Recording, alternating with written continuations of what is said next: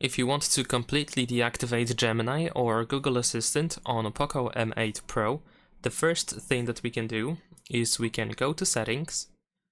Now we're gonna scroll down in here and then open Google. Now in here in Google Services, you can scroll down in order to find Search Assistant and Voice. There we go. Now in here, we want to tap on Google Assistant.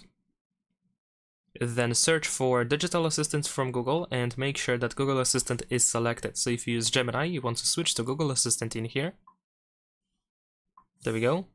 Then we're gonna go to General in this place. And you want to turn off Google Assistant over here. There we go. Now, besides that, you can also go back to Settings and choose Additional Settings in here. Then go to Gesture Shortcuts. And then we have the Launch Digital Assistant, which we can turn off, so that when you press and hold the power button, you will not activate the Gemini or Google Assistant. And that is pretty much it. Leave a like and subscribe.